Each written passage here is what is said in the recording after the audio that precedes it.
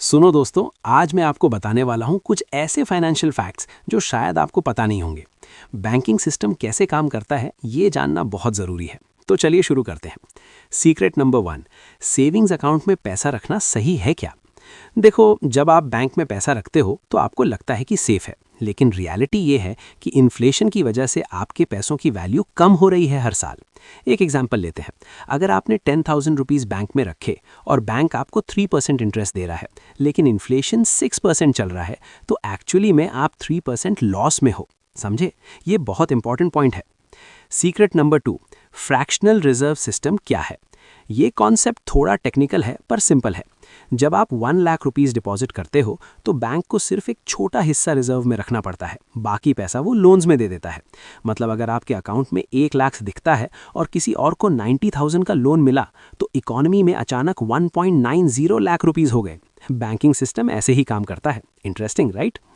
Secret number 3, credit cards फायदा या नुकसान? क्रेडिट कार्ड बहुत कन्वीनियंट है पर डेंजरस भी।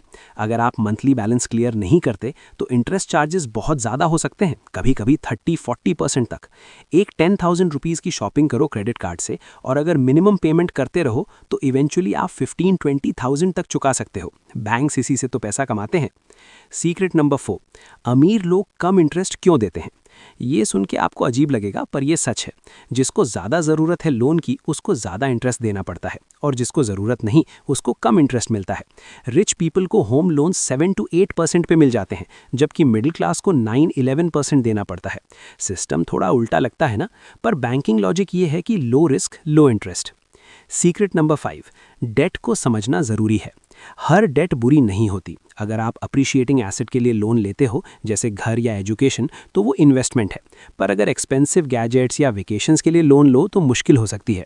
स्मार्ट लोग डेट को टूल की तरह यूज़ करते हैं। वो ऐसे एसेट्स खरीदते हैं जो टाइम के साथ वैल्यू गेन करते हैं और लोन की कॉस्ट कम रहती है।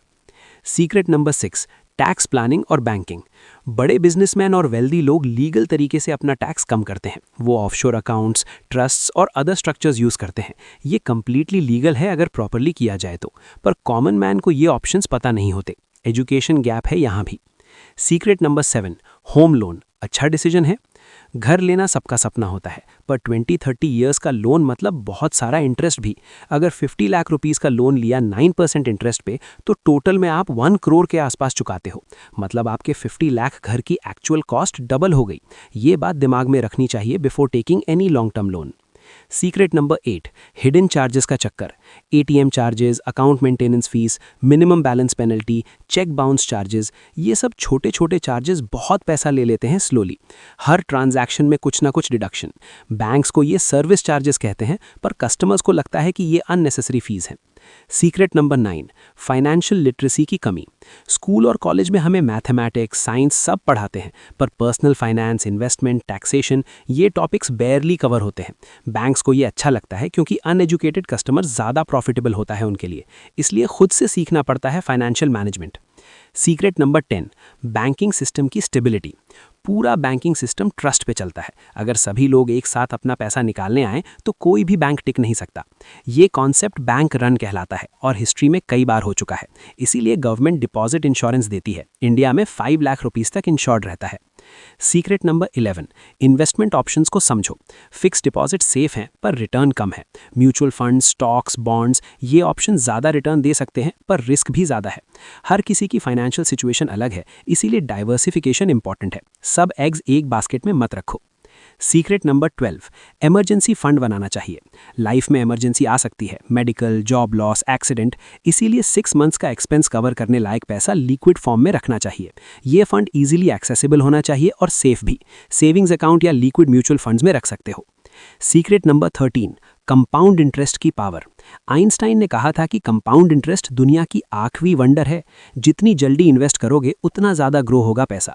25 ईयर्स की एज से 5,000 रुपीज़ मंथली इन्वेस्ट करो 12% रिटर्न पे, तो 60 ईयर्स की एज तक करोड्स बन सकते हैं। अर्ली स्टार्ट बहुत मैटर करता है। सीक्रेट नंबर 14, अपनी फाइनेंशियल हेल्थ चेक करो। रेगुलर चेकअप ज़रूरी है। अपने लोन्स, इन्वेस्टमेंट्स, इंश्योरेंस सब रिव्यू करते रहो।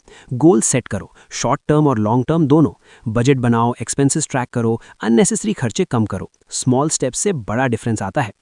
कंक्लूजन।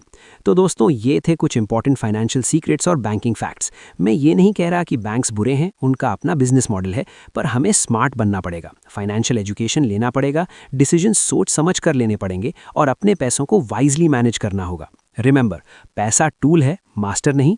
Use it wisely. अगर ये वीडियो हेल्पफुल लगा तो लाइक करो, सब्सक्राइब करो और अपने फ्रेंड्स को भी शेयर करो। फाइनेंशियल लिटरेसी फैलानी चाहिए। और हाँ, मैं फाइनेंशियल एडवाइजर नहीं हूँ, ये सब एजुकेशनल पर्पस के लिए है। कोई भी डिसीजन लेने से पहले एक्सपर्ट से जरूर कंसल्ट करो। मिलते हैं नेक्स्ट वीडियो में, तब तक के लिए टेक केयर और